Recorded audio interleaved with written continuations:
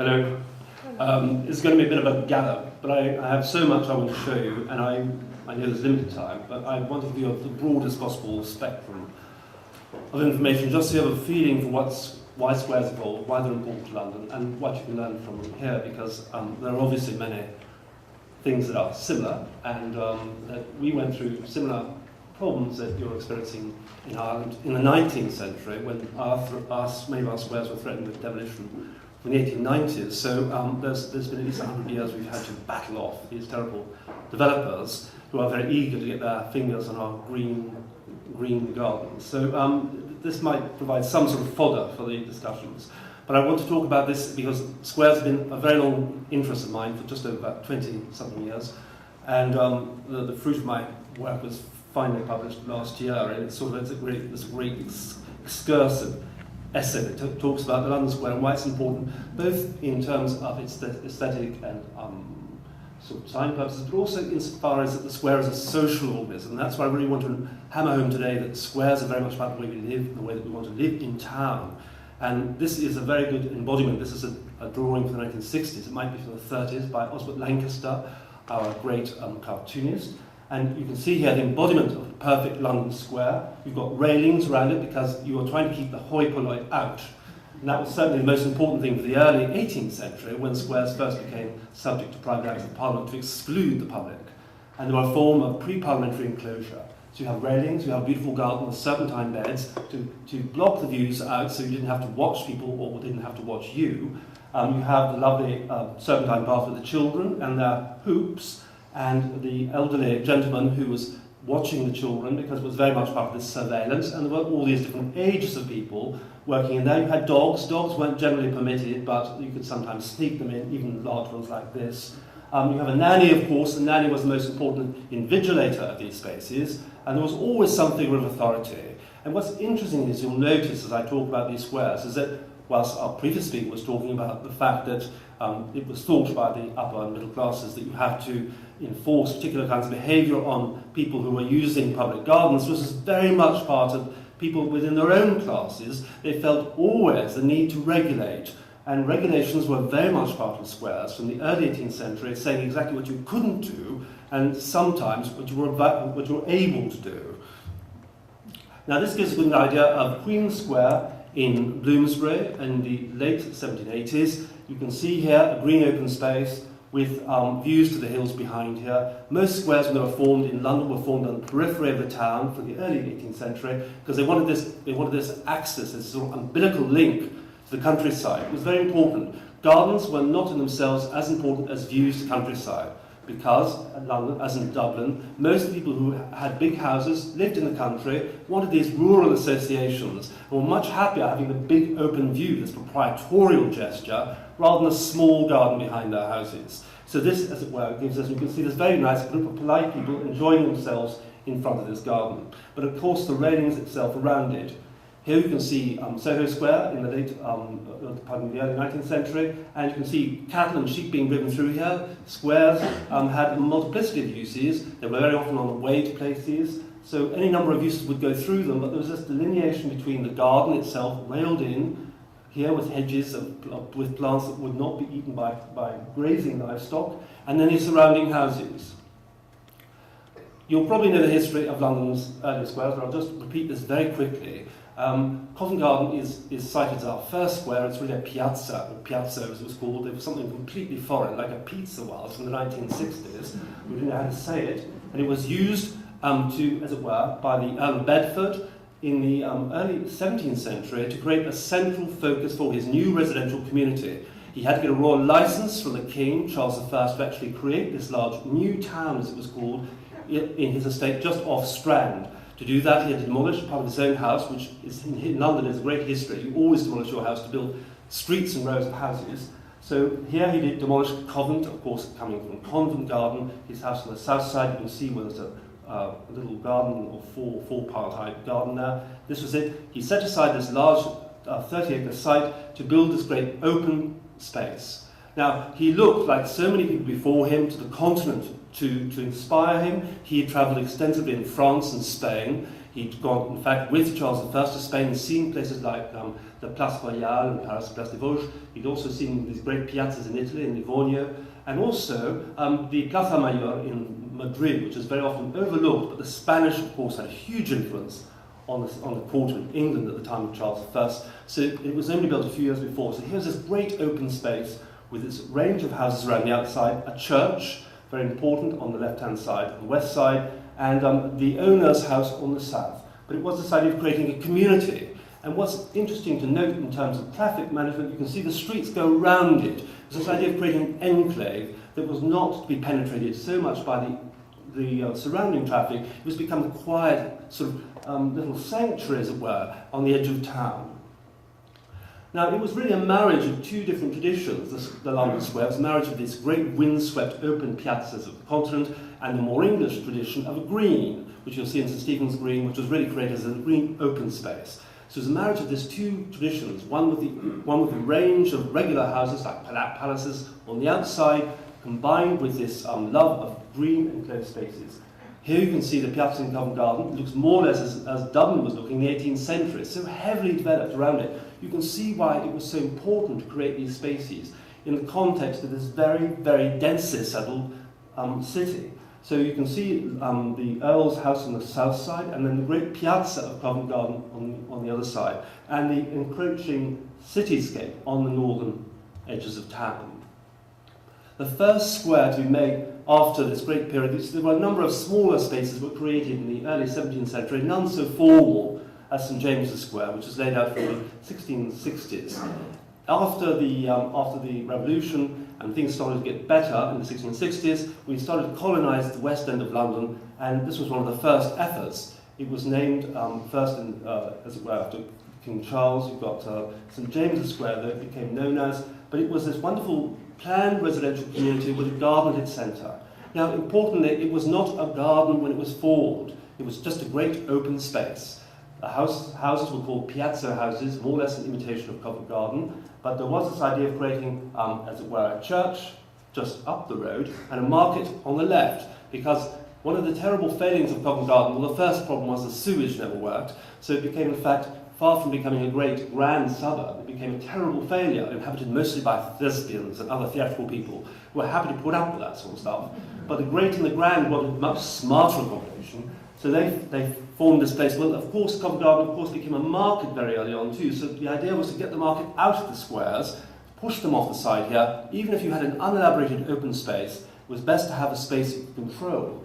But of course, this turned out to be a terrible disaster, and only a short time after that, they decided by the early 18th century that you couldn't control these open spaces. You had to own them, you had to manage them and enclose them. So you kick out the people that use them, you take out the dead dogs and cats and all the horses and other things that were accumulated in these spaces, the firework displays and all the other traumatic things that took place, and create these enclosed gardens and through private acts of Parliament. And that's what happens.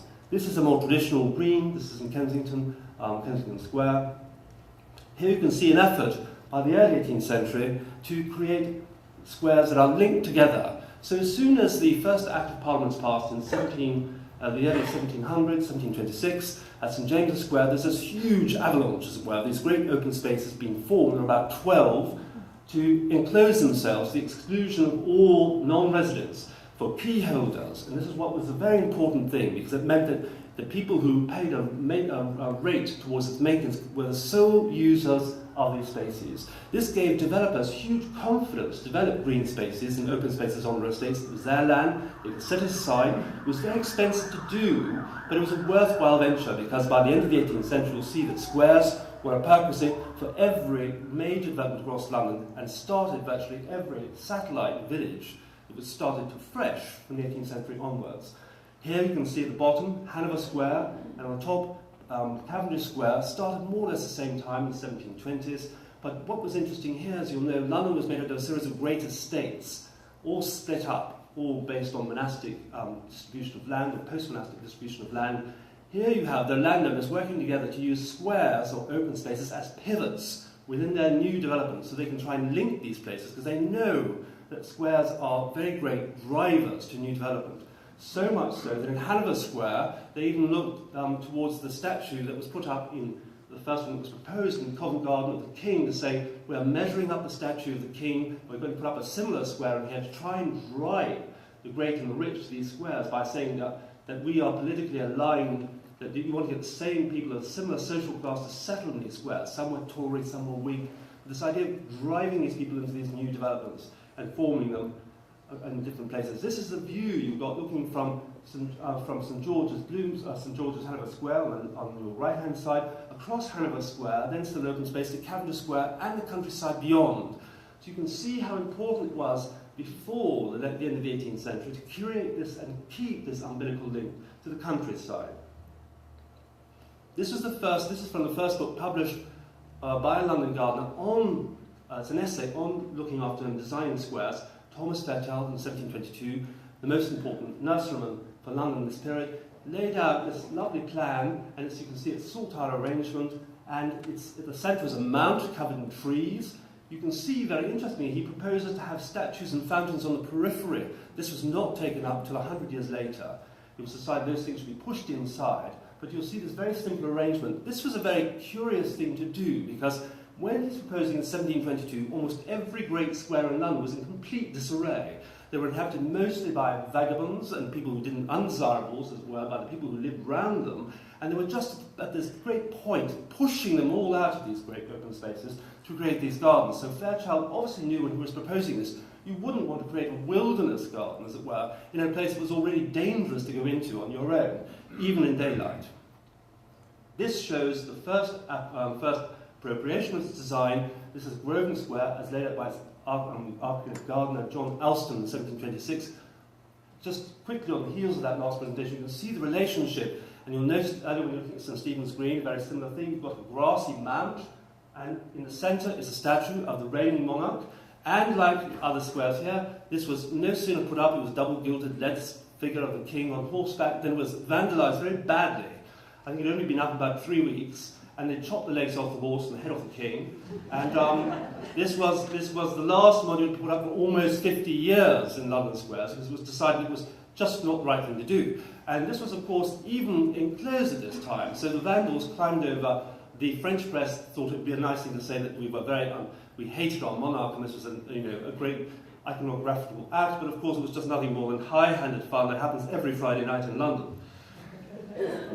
So here you can see a garden transformed, the same garden, you'll see the same pattern, the king still at the centre, but over the course of 50 years, the planting changes. This was the same of all these great gardens. They went through these amazing transformations. We now try we're very keen to keep these places in a particular kind of state, but throughout the 18th century, when they were very much part of fashionable society, squares were constantly remade and retransformed. So this shows, as it were, a change in the garden layout. This plan of 1766, by one of the great improvers of that period, commemorates the centenary of the Great Fire in 1666, and it shows, again, on the right-hand side, you'll see how squares became such a ubiquitous element in the landscape, and how they link these various parts of the community. You can see how they line up, and they form great vistas.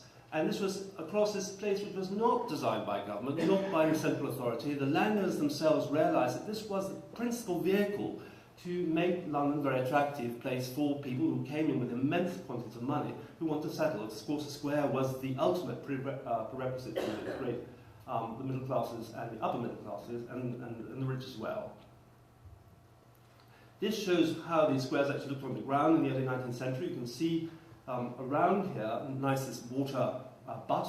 Squares were maintained at first by upwards of maybe 30, 35 outdoor servants, so they were a very complicated structure. You had sweepers and waterers and gardeners and rakers, and you had lamplighters and gatekeepers, and you had other men who looked after them themselves, like the square keeper called the four corners of the square, wore a top hat with lace, had a baton with gold on the top very often, and he prescribed behaviour that was acceptable within the square, kicked people out, told you not to smoke, because smoking was forbidden in most squares until the 1900s.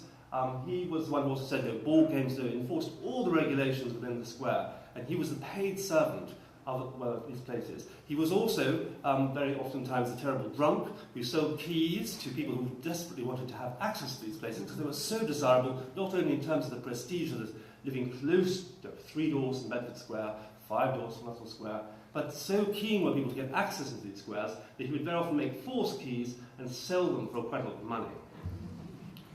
There's a lovely encapsulation of London Square from the 1840s. So to go through it very quickly, you've got a statue of somebody. That implies that most people didn't know who was at the centre of that square. They just thought there was a statue. And there are lovely accounts of the American ambassador's wife moving in the late 18th century and saying to her friends, writing to her friends in America, saying, there's a very nice statue of Caesar in our square. And it had only been put up 2 years before, the reigning monarch. Obviously she hadn't been to enough parties. Green stuff, implying that anything green in the square was very desirable. Most of these places were covered in coal dust. There was very little water. They were dirty, they were filthy, they were enclosed. But they said until the 1930s in London, you were still putting your own clothes at risk if you tried to even sit on the lawn because they were so filthy. Beds of flowers, implying there were hardly any flowers at all, because there was not enough sunshine, because the atmosphere was so poor. Then you have the gates, implying that these were the principal access point. This is the weakness, this is the strongest part and the weakest parts of these great squares. Every square at this time was said to be like a principality of Europe. They were so important. They had their own governance, their own police, their own management, their own finances. They were independent republics, as it were, set across all of London, each one vying for prestige, each one very guarded about the way they maintained themselves, and not sharing always its information.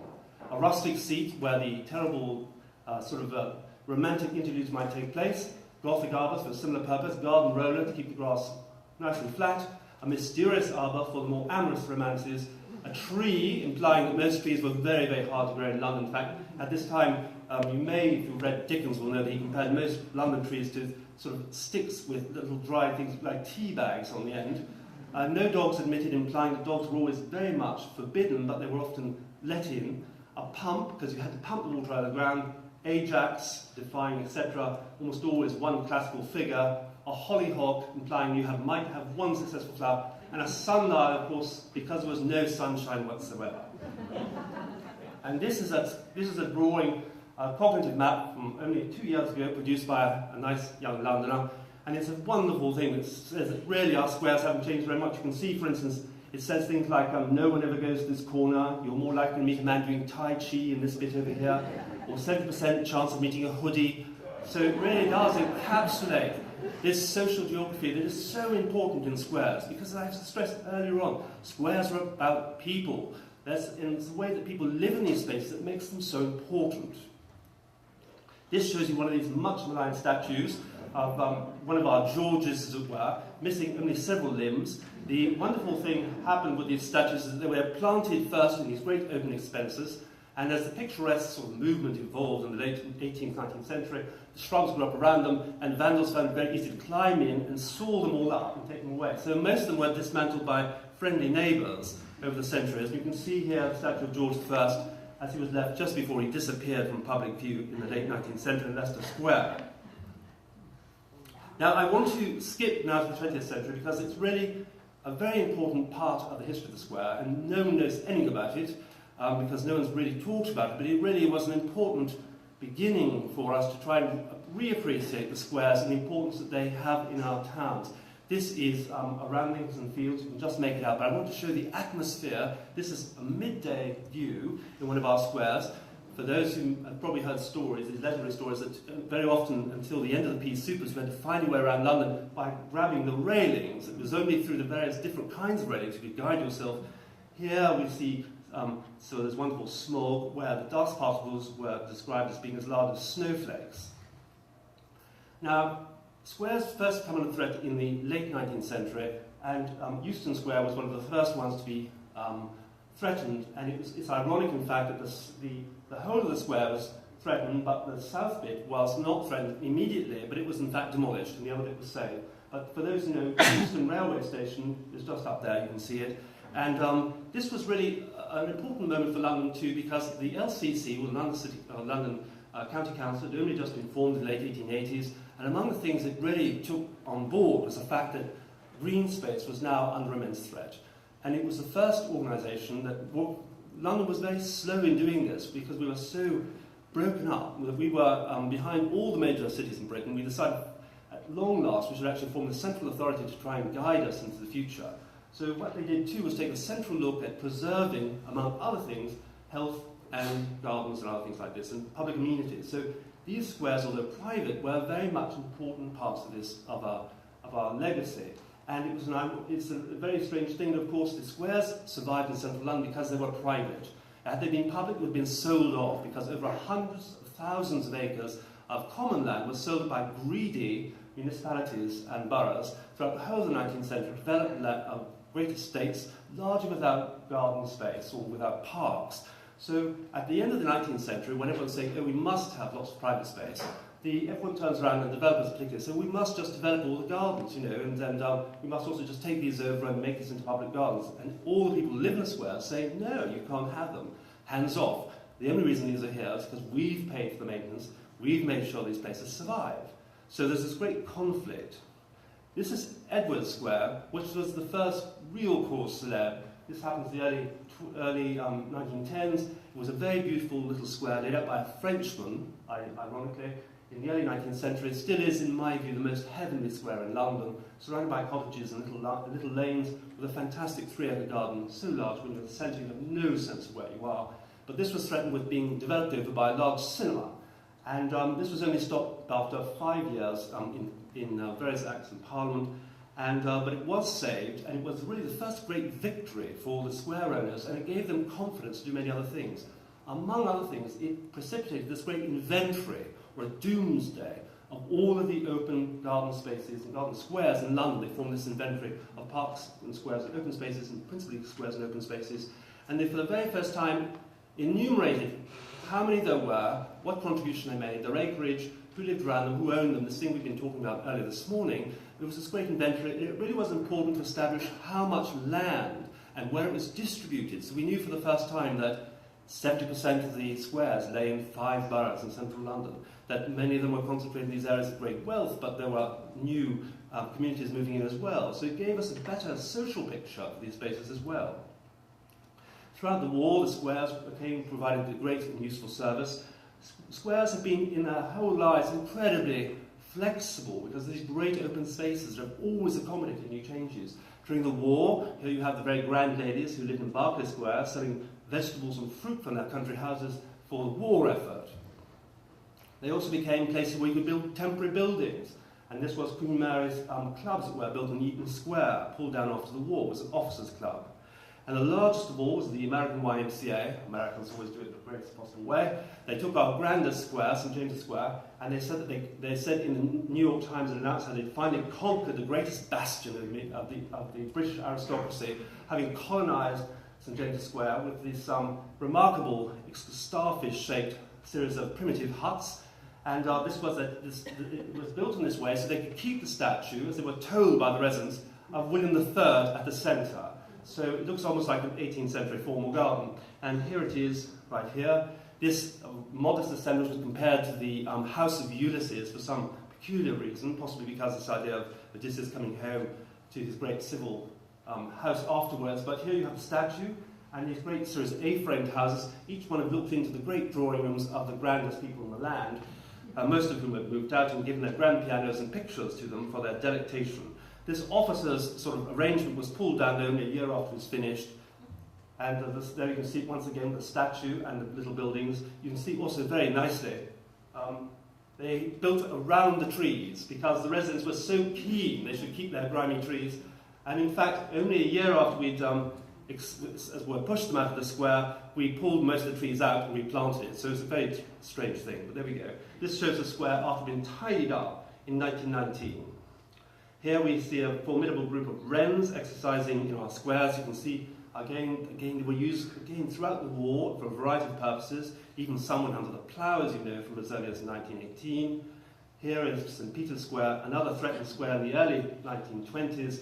And you can see the park or square keeper. The square keeper is the origins of our park keeper. Squares were considered to be the inspiration for the great public parks. So really it's not anything other than a coincidence. You should actually think of the square as being the great antecedent. And you can see the children over here watching lovingly this man sweeping away. Many squares had a range of different characters. This shows during the war how some became rather overgrown. This is Russell Square, which had a history of very dubious activities. So obviously you can see how it took place very easily in this setting. This was part of this wonderful doomsday of the 1920s. You can see when one refers to squares, there are any number of shapes. A square is just a simple word to classify any number of things, crescents and circles, circuses. But this gives you a range of the different spaces that survive around London. Now, what they did also, very interestingly, in the course of doing this inventory, is they also considered enclosures. They realised that to boost the numbers, to make politicians sort of sit up and realise how important squares were, they'd have to sort of say, take every available green space that'd be created either by accident or design. They did this, and that boosted the number immensely. And that's why everyone seems to think we have many more squares than we do, because in fact they covered lots of garden enclosures. But it was a very clever thing to do at the time. This shows you one of the squares. This is Mecklenburgh Square.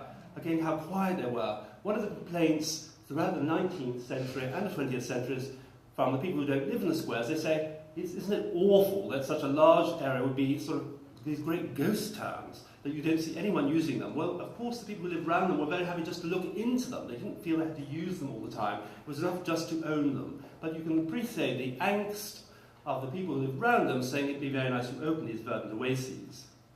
As I said, squares became threatened, and no more so than in the 1920s in the whole of Bloomsbury, one of our greatest concentrations of squares, and certainly one of the prettiest parts of London. So many of these squares were in fact threatened with redevelopment in the early 1920s, and this is just in the interwar period. The developers got incredibly greedy and very anxious to do things, and what they threatened to do was demolish, especially the founding hospital you can see up there with Mecklenburgh and Brunswick Square. The plan was to build this giant new Covent Garden, very clever of course, just to cover just about sort of 20 acres. And you can see how large these buildings are. Those are pantechnicons in the bottom, so you get a sense of the scale of this giant building. There were supposed to be tunnels going from out of London, coming in here to bring all the fresh fruit and produce to this wonderful place. Happily, it was chucked out. This was the fate of the southern side of Euston Square. You can see here the church of St Pancras, it's still there, and the garden as it used to be. And this is the building that was built over it. The first building to be built in London Square, happily, it's a Society of Friends. The Quakers, no less, were the first to devastate London Square.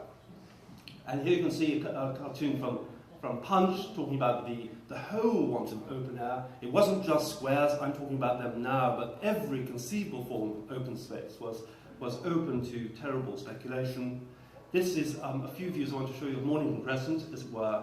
This is Spencer Gore's view of 1911. Here it was a few years later being demolished, and soon to build a great big, you can see the houses around it, very sadly, glowering over it. And there is the giant neo-Egyptian Carreras factory, cigarette factory, very beautiful in its Egyptian neoclassical way, or redesigned way, but it's, you can see the houses behind that looking over this giant monument.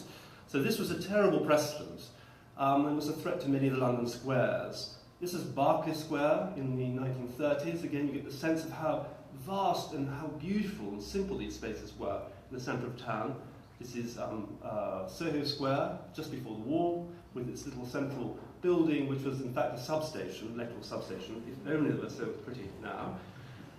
This is the first square around where I work, near Old Street, that became a public garden. From the First World War, many squares were open, especially in the poorer parts of town, through the collaboration of the MPGA, the Metropolitan Public Garden Association, and the various boroughs. The landowners, most of whom were very wealthy landowners, just handed them over because there was no conceivable benefit for them because the land was worthless. So they said, well, they didn't want the burden of these small spaces, they hand them over to the council. The council, it must be said, was generally quite ambivalent about these spaces. They said it cost 6 times as much to run a small space than to run a big one, so they were much keener to run parks than look after small squares. So some of them were taken, but many of them were not looked after very well. But this was the first one to be floodlit for the use of small children. This is a square near East London. Again, it was given over to the public. It's Princes Square. In the early 1920s, you can see this rather extraordinary way that we still prune our trees in Stepney. Now, as I said, squares were remarkable and changeable places. This was during the Second World War, with the threat of imminent invasion and especially aerial bombardment. The first time we ever felt that threat in London. There was a need to create ARPs, air raid protection measures. So this is in front of the Sir John Soames Museum in Lincoln's Inn Fields. Here they are digging at night these great air raid protection measures. During the phony war, they were quickly filled up and then opened up only a year later. And you can see them digging or dying, as the little banner over there. This is in a square, in Arundel Square in Islington, but you can see how important these squares were when the community came together and used this as a resource to protect themselves. This was Finsbury Square, just before the war. It had been planned for the 1920s to build a car park under here. And very happily the war intervened, and this made very great sense for the developers. They realised you could make a car park that would also double up as an air raid shelter. So they thought you could actually get up to 50,000 people under some of these places. The government decided it was far too dangerous because you could wipe out a city the size of Luton with one bomb. So they scaled them down, but this in fact did become a car park. And to remind you, this is one of our anti-democracy things last year. You can see the square looks very much the same as it did only 80 years ago.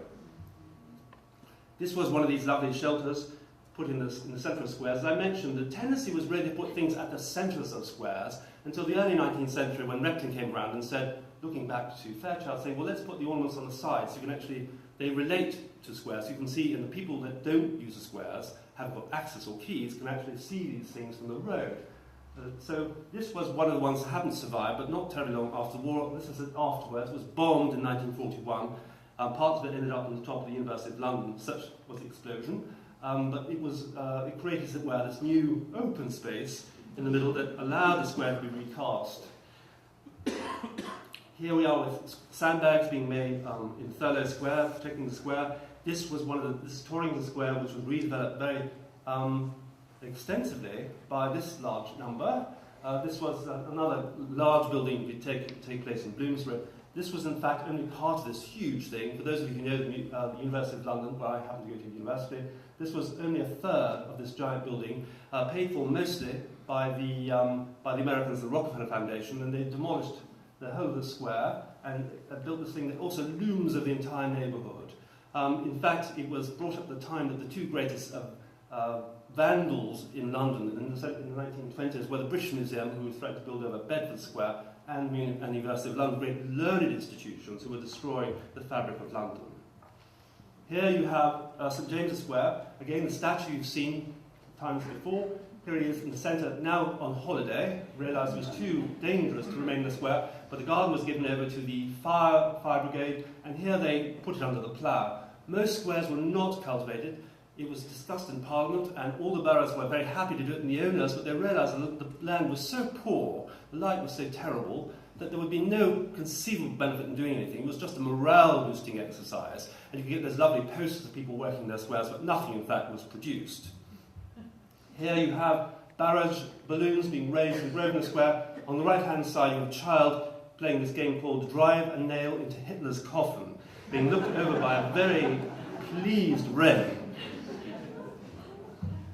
This shows Barca Square, soon after demolition in 1941. You'll all know, you may know, that wonderful song, The Nightingale Sang Barca Square. It really was this idea that no matter what happened to London, you could still look into the gardens and think that there might be some inner peace in these wonderful sanctuaries in the middle of town. You can see again how, amidst all this terrible disaster, that the garden is still reasonably intact, and it was a great solace for Londoners who remained in the capital throughout the war, that you could actually retreat to these small spaces. This shows a direct hit in Eaton Square. And as I mentioned, one of the great defining things of the square was their enclosure, their exclusivity. This was an important attribute of all the squares. This became tested throughout the late 18th, early 19th century, but it really received the most attention during the First and Second World War. It was Churchill who first moved the idea of taking the railings down around the squares, but it only took place in the Second World War. And here we have railings being removed in Berkeley Square. And you can see he's not only removing the railings, but he's going to wipe out the aristocracy as well, because of that big sledgehammer is just about to hit one of the residents of the square, one of the most aristocratic squares in London as well. So it was a double whammy. But it really was a very important gesture, this notion of taking the railings down. So here's where you see this sort of very evocative thing. This was also led by Lord Beaverbrook, who had this great vendetta against some of his members of Parliament and other friends to try and open up these great open spaces, because he really hated them so much too, but it was a very popular thing to do. So here you see them with their acetylene torches taking down the Russell Square railings. And as I said before, regulations and railings were very important parts of squares. Here you see replacement railings after the war, and you can see an old-fashioned regulation board. Very often from the 18th century, they were ovals, and they prescribed very clearly what you had to do. But here it says no street musicians and organ grinders. Organ grinders were such a terrible, terrible thing. They said these nasty Savoyards used to come from France and park themselves in the square and drove everyone to such distraction that many people were forced to leave the metropolis on account of their dreadful music.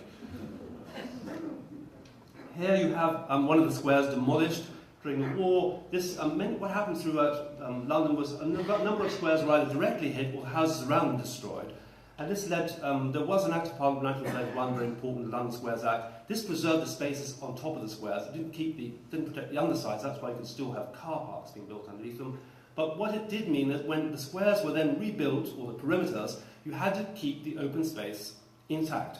So very often, when you go around South London, you'll drive around these great estates, mostly built up in the 50s and 60s, and you'll see these squares embedded within these new housing estates. So these are what they call square extensions. That's what government called them. So there really is a wonderful archaeological way of tracing the history of London's social development throughout the centuries. This is Grosvenor Square during the war. You can see there's great trees and encampments that littered many of these spaces. So they were completely transformed in this period. Here you can see Roosevelt's statue. This was called Grosvenor Square. It's called Eisenhowerplatz during the war because the Americans had been in this square for a very long time, since the 1780s. They're soon to move, hooray. Only insofar as that they're going to make this a residential quarter once again, because it's turned into nothing short of the Iron Curtain. Here we see remains of some earthworks in Barca Square, and we see them docilely sort of cutting with scythes the grass in Russell Square after the war. This was a demobbing, as it were, of Hanover Square. You can see the railings are gone, but they've put temporary sort of netting around the outside. The gardens were done with flowers and things for the public. And this was, as it were, from the 19th century, when the squares ceased to be inhabited by these great grand families who moved to the suburbs, and the house was split up into these smaller, or series of smaller flats. It meant that there was the rates, the money to look after these gardens, they all got much more derelict. It was really that money that kept them going, because they were private spaces. This is a little square opposite Victoria. It was done in the French taste with arabesques after the war to show the étang cordial. And this was some of the refurbishments done on a grand scale. This is a public improvement in Golden Square. You can see, in fact, it's nothing more than a shelf built over all the rubble from the Second World War, still very hideous. They're going to, in fact, I think, put it back to this quite soon. This is Beaumont Square, close to my house. You can see again the lovely pruning of these trees, very vigorous indeed, but you can see the replacement railings that have only just been replaced. Car parking, as I mentioned, was a very great problem. It's Victoria Square. Cars, when they became very prominent in London, used to park in the squares because it was the greatest open spaces. They used to advertise in the newspapers, if you want to come to London, park in the squares. So, and this is one of our underground car parks. You go out in Cavendish Square in the 1970s. And this is the greatest of all. This is the Bloomsbury Square, helical car park, very beautiful in the drawing, very not terribly beautiful in reality. But you can see, interestingly, here's the diaphragm frame. And if you look at that little tree, you'll see it surviving on the right-hand side. So these places have recovered, but I must say, not entirely well. Various squares were demolished during the war. This one here up in Islington, this is what happened. It's a square extension. You can see how it's incorporated the open spaces there, but built over in every other area. This is another aerial view. And this was a great threat to Covent Garden. In the 1960s, we're going to build over the entire place with these high rises. This was the beginning of our conservation movement that really stopped everything with its tracks, and was terribly important because it saved the garden and saved lots of our great open spaces. This is another square, Munster Square, beautiful 18th century space, transformed into something rather more modern and attractive. And here you see is where, again, the open space preserved while the buildings were rebuilt. And these are some of our squares. It's Gibson Square after the Second World War, turned into more of a public children's playground. Again, this thorny issue of enclosure. This is ideas by Cullen in the 1960s, trying to come up with alternative ways to enclose spaces, ditches, moats, fences, any number of things. And here goes a modern layout of these small garden squares. So it's still terribly relevant. Squares have always been important parts of our environment, and never so much more than now, when we still consider squares to be the most important place to live. This, for those who know Notting Hill, I'm almost finished, You'll know there's wonderful crescents that were built there. They're called the paddocks in the early 19th century. Well, there was this lovely design from the 1950s to actually build high-rises around the spines of these places. So many imaginative people. And here you see as well, this was going to be the great windswept piazza created in front of the British Museum. They're going to demolish all those boring 19th century buildings in front and build a great big open space with a library underneath it. This was abandoned happily as well. You can just make out the buildings in Bloomsbury Square behind them. And this is my last image, which was produced in the 1970s. It was called Woodsford Square. It was the first square to be made in London for over, almost a century, and it was a recognition that squares had a role and that they could make new squares. It wasn't just about reviving squares, but they are a vital part of the way we live. And as I said, squares are still the most sought-after addresses in London, still are very inhabitable and livable places, and really to understand how they work and preserve these spaces, we ought to know more about them. And the aim of my book, as I said, really is to try and convince people that it's more than strictly just an open space enclosed by railings, it's more than just glass wall, it's all about the appreciation of nature in town. And it's very important that we should understand all of the impacts and all of the possible benefits and attractions to actually formulate squares that are valid into future generations. Thanks very much.